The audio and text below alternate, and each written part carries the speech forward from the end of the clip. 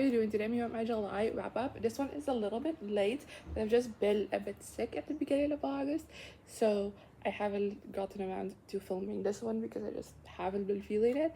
So we're doing it today. I have a lot of books to talk to you about. For some reason in July I was a reading machine. I read so many books, so let's just immediately delve into stats. I read 20 books in the month of July, which amounts to 7,476 pages read, which is an average of 241.16 pages per day and an average of 373.8 pages per book. So all great stats. For format, I read 4 books I physically own, 2 ebooks, 7 galleys from NetGalley, and 7 library books. Those have already been returned to the library, so there's going to be a lot of pictures popping up. I am sorry. And for star rating, I have 2 1 stars, 7 2 stars, 7 3 stars, 3 4 stars, and 1 5 star, which means my average rating is 2.7. So, you know, quantity doesn't equal quality, apparently. And for age range, we have 3 middle grades, 8 young adult novels, 1 new adult, and 8 adult books. And then for genre, I have 4 contemporary, 7 mystery thrillers, 7 fantasies, 1 paranormal, and 1 comic. So now that we have discussed all the stats, let's get into all of those 20 books that I read this month. Starting off with Butch of Souls by Schwab, which I give 2 to 5 stars to. This is the final book in the Cassidy Blake series, which is a paranormal middle grade series by Schwab, obviously. And I've kind of been feeling the same about all 3 of these books, where I feel fine about them. I thought they were decent enough reads. I had fun enough time reading them, but I am not in the target demographic anymore, and that was noticeable. I feel like they were very middle of the road fine to me. I did quite like this final book. It's not my favorite of the series. I feel like the ending just let me down just a tad bit. I wanted a bit more. I wanted something different from it, basically, and I don't know, it felt a bit too neatly tied up with a bow for me. But for the rest, I did have a fine enough time reading this one. Then next I read Hot Summer by Elle Everhart, which I give 2 to 5 stars from the Gallagher from NetGalley. This is one that's right on my alley because it's gay and it's a reality TV show setting, and I love a reality TV show setting. But this one just didn't end up working for me. I do think for the first half it was fine. I quite liked the main character. I thought the romance that was set up was fine enough. I liked the cast of side characters, but I do feel that at a certain point I don't know, they lost me a little bit, especially with like the third eye conflict. I feel like none of it really made that much sense to me, and I don't know, I wasn't rooting for the relationship anymore. I don't know, I wasn't that invested in it. And honestly, that being said, I read this a month ago and I don't remember that much of it, so you know, a 3 stars seems like a fine enough rating for that. Then next I read The Spare Room by Andrea Bartz, which I give 1 of 5 stars to. There's another gallery I got from NetGalley. This one I really don't like.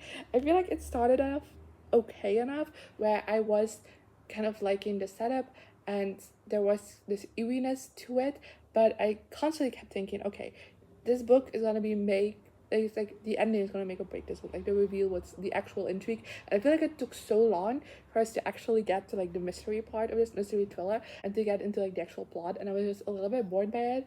And then by the end, I just feel like the reveal of it all just was so lackluster and just not well done that I just really did not like my time reading this book, sadly enough. Then next I read The Last Time I Lied by Riley Saga, which I gave 2 to 5 stars to.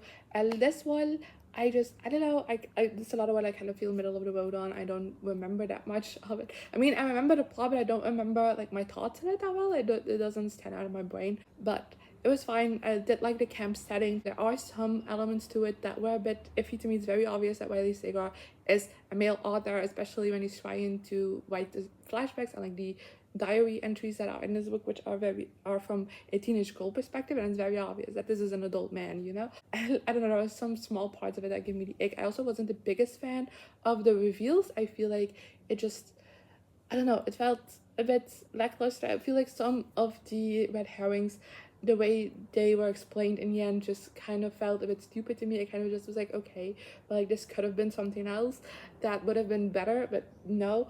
Then next I read The Other Lola by Ripley Jones, which I give 2 to 5 stars to, and I got from NetGalley. Now you might think, Shay, you read Missing Clarissa, the first book in a series, a couple of months ago, and you didn't like it. Why did you read the sequel?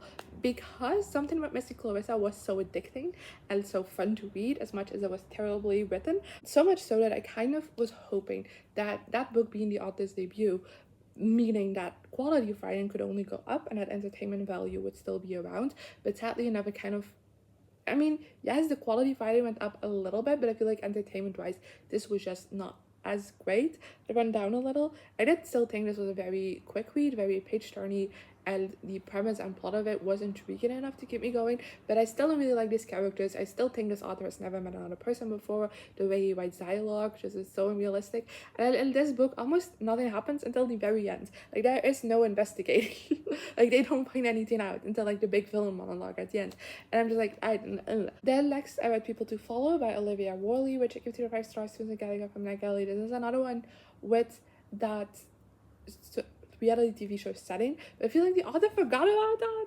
So while reading this book, I feel like there's times where just characters would do something or say something, and I would be like, you are aware you're on camera right now, right?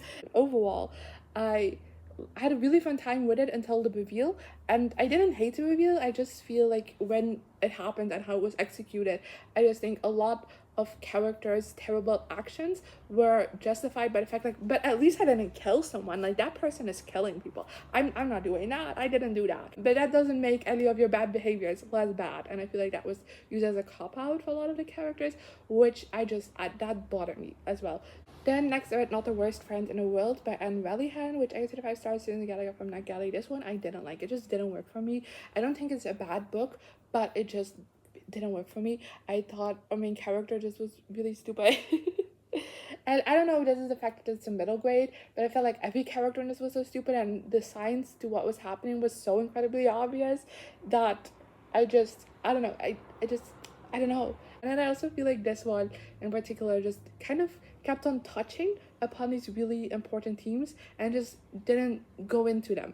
And I kind of wanted that. It's not that you're middle grade that you can go in depth about some of the more difficult themes, but somehow that wasn't done in this book. And I was also a bit disappointed because it was there and it didn't deliver on it. But like I said, it's not a bad book. I do think maybe people in the target demographic might like it, but I don't know, it really didn't work for me. Then next I read Five Survive by Holly Jackson, which I also gave 5 stars to. And I might think that Holly Jackson just isn't the author for me. I think this Holly Jackson is a very different author than the author who wrote Good Girl's Guide to Murder. And I'm saying that even having read the reappearance of Holly Price, of what's that book called? Rachel Price. I don't remember the name of that book. But I read that last month, I think. I read that in June. So I had the same feeling with that. I just feel like this is not the same author. Because something I love about A Good Girl's Guide to Murder is how smart Pip is. How crafty, like how intelligent she is. Even if she doesn't know something, how she goes about finding that knowledge is so clever, and that's just missing from this. This felt so stupid. Every single character in this book just felt so stupid. They went with all the most stupid theories, and then for some reason Holly Jackson at the end was like, oh yeah, those are all those stupid theories that make zero sense. That's the truth. That's what we're going with. And I don't know, it felt so dumb. And there's one character and this is very, very prevalent that I just despise so much. I'm genuinely might think he's a psychopath. That's just how bad he is. And then also Red is a very protagonist, the person we are in the POV with, is a very spacey main character. She has a very at one point in my notes for this book, I wrote down that she can string 2 thoughts together, which is most accurate description I can give her, which also made for a very exhausting time reading this book. And ultimately I can excuse that type of writing if it's intentional, especially in a mystery thriller. This is a thriller.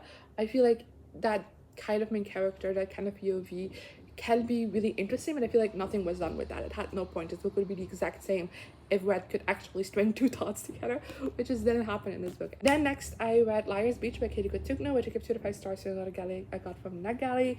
This one, again, I had a fun time with until the reveal. I feel like that was like my main complaint for like most of these mystery thrillers that I read this one, is that they were really good and then like the reveal let me down. And that's again with this one, I had a really fun time with it. It was very cliched kind of, but in a way that was fun to me.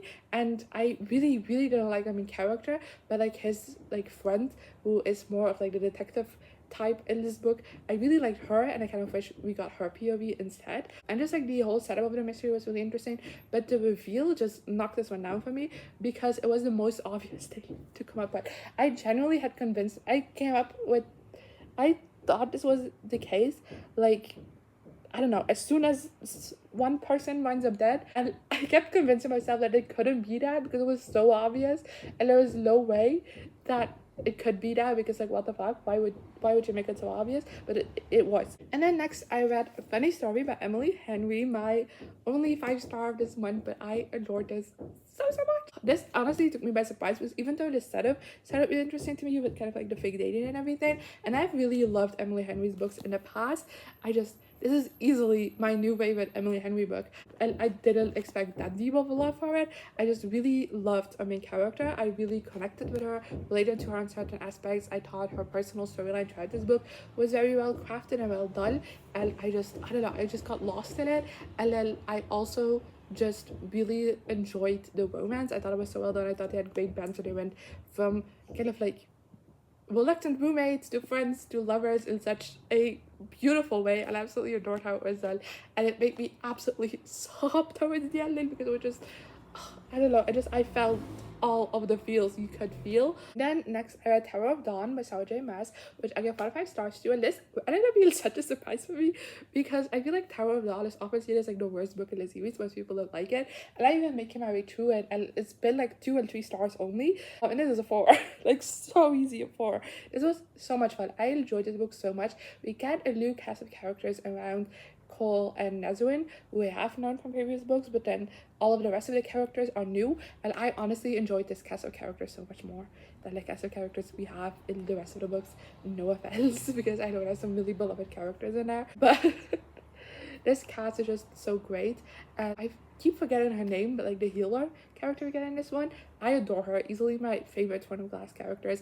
Also might be biased towards this book, because I have always loved Cole. I know that's not a popular opinion, but I always have, and I still do. So I enjoy getting a book that was a bit more from his perspective. The romances in this one were also really good. There's one romance in this one, there's 2 big ones, but one of them I'm obsessed with, which if you just heard that review and you read this book, you know which one I'm obsessed with. But I'm not gonna say anything because of spoilers, because it's that late into the series, because it's the second to last book.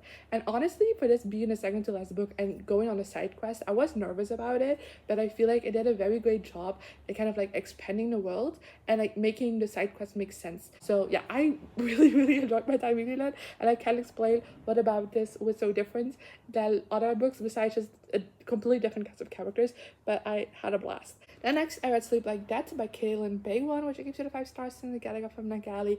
Again, Kaylnn Bayron I think is an author that is just not for me, because this is like the 3rd book I've read by them, and the 3rd one I did not like. I don't know, this one is so interesting in theory, and I do think the plot of this one is decent.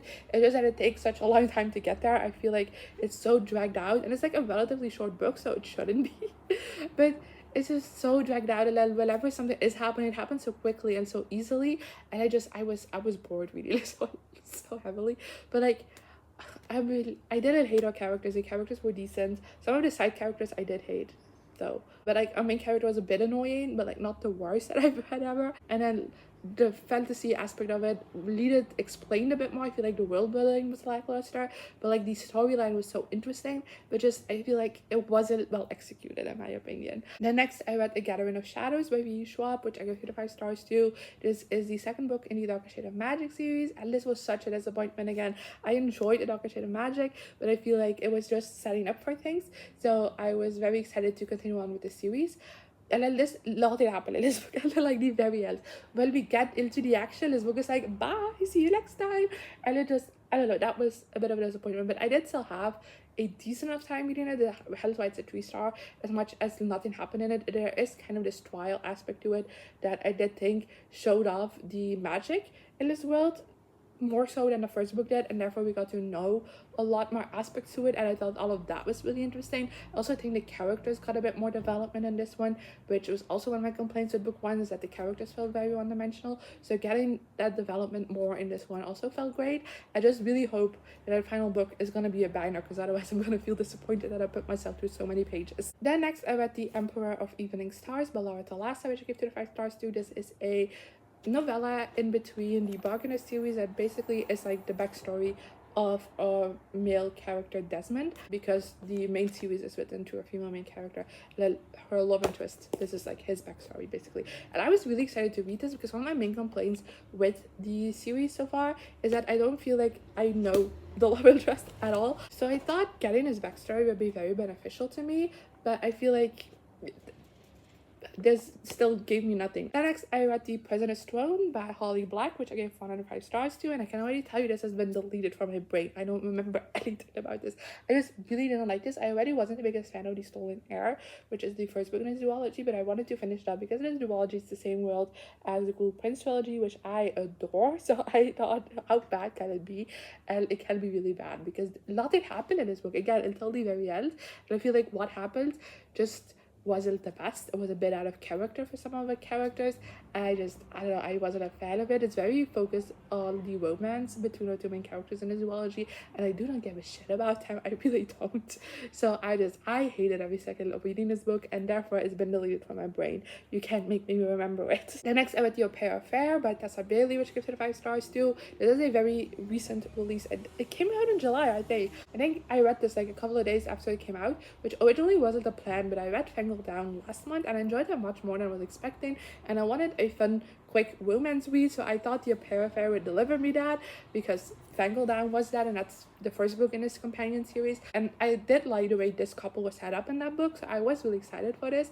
And it just was such a disappointment. I really didn't like either of the main characters. I feel like the relationship was solely sex-based, and I feel like there was almost no emotional bonding between them, which like I need a romantic connection as well. If you're gonna tell me they're in love with each other, they can't just be constant sexual attraction. I thought the third conflict was incredibly stupid, and our male main character is supposed to be this awesome dad who's trying his best, but he keeps forgetting his kid. And so many situations he just prioritizes lusting over a female main character over actually thinking about his kid, and that just, I don't know, it gave me the ick so badly. So no, not for me. Then next I finally did it, my biggest accomplishment of ever. I read War Storm by Victoria Aveyard, which I give 1 out of 5 stars to. If you know me, you know I've been reading this series for such a long time, and I've been trying to finish it for ages, and I finally did it. This feels like such an accomplishment. It's also like a massive book, so in that sense it's also an accomplishment, and I really enjoyed this one, which was again a surprise. I really loved the first book when I first read it, and then upon reread I did knock it down 1 star, just went from a 5 to a 4, just because I thought it was enjoyable. It wasn't as brilliant as when I first read it, when I was first getting into reading again and like into booktube and everything. But then the second book was, I don't know, I feel like it's decent, but it is a bit boring. And then book 3, which I read a couple of months ago, I thought was really boring. And then this one, because it is such a chunker, and because I wasn't having a good time with the series anymore, I was really nervous about it, but I thoroughly enjoyed this one. I thought this was so action-packed, really fun. It's very much political intrigue, so if that's not your thing, then this book might not be your favorite, but that's like my favorite thing in fantasies and high fantasies, so I ate this one up. I thought it was so interesting. It's not perfect, I do have some issues with it, just with certain things, how they got developed and everything, how they were done. I do also think the ending is very abrupt. I want to just a tad bit more from it. I feel like it could have been solved because the epilogue takes place like 5 seconds after the final chapter. I feel like it could have taken place a couple, just even like a month later, and I feel like that would have given me a bit more closure than it has given me. But I really spent time with it. And then next I read Love Redesigned by Laura Ashton, which I gave 4 out of 5 stars to. This was my fun contemporary women's read that I needed. It wasn't as quick because it is a bit of a chunker, because it's Laura Ashton. I feel like most of her books nowadays are a bit quite chunkers. But I really enjoyed this one. I didn't love it, but I thought it was a really fun time. I liked our 2 main characters and their personal journeys. Even though they were very different, I like how they parallel each other in a way, and how they ended up being each other's like biggest cheerleaders and supporters. I thought that was really well done. I thought the romance was really well done. It's not really hate to love, but it's kind of is a little bit, and I thought it was done really well. I liked the banter between them throughout the book, and then also the way they kind of started falling for each other again, getting together. I thought was really well executed. I had a good time reading it, but I just, like I said, I'm not in love with it, which is why it's not a 5 star, but I think it was a really great romance. Then next I read Maskers Af by René Rintes and Danny DeVos, which I gave 5 stars too. This is the 3rd issue in Camise comic series, and I remember not really expecting a whole lot from this series, but really enjoying that first issue, and that's why I've been continuing on. But like 2 and 3 not been my favorite. This one especially, I just feel like it's badly written. I can't say anything else. It just jumps from one point to the other, and dialogues feel very clunky, and it was very hard to kind of like follow along because it jumps around so much. So I didn't enjoy that, but like the art style is still great, and I do think that the story was interesting enough, just terribly written. And our final book in this list is My Lady Jane by Cynthia Hand, Brodi Ashton and Jodi Meadows, which I give 5 stars to. This one has been on my TBR ages. I just never really got around to picking it up or reading it. And then recently the TV show of this came out, and it got so much hype that I was like, okay, let's finally read the book, and I did. And I didn't like it. I mean, it was fine. It's a 3-star, but I feel like it was not a whole lot happened in it, to be honest. It didn't engage me as much as I wanted to. It was very funny, very fun. It's a very silly premise, so definitely you have to get over that and like let yourself be swept along with it. But I had a couple of chuckles. I didn't mind that too much. I also really liked main romance in this one. I thought that was really well executed in this book. I just really hated Edward so much. Ooh, this is 3 POVs, like Jane, her love interest, and then Edward. I forgot the love interest name, G. Edward. I really hated Edward so much. Also, his romance was terribly done. I didn't like that. But I feel like the plot was just like dragged out a little, and I wanted a bit more from it. I wanted to be a bit more invested in it than I was. So in that sense, it is a bit of a letdown, but like I didn't hate it. But yeah, that is every single book that I read in the month of July. I am really hot right now. So I'm gonna stop recording, but let me know in the comments down below if you read any of these books, what you thought of them, so some of your favorite books you read in July, and hopefully I'll see you right next time. Good. Here I am again, the same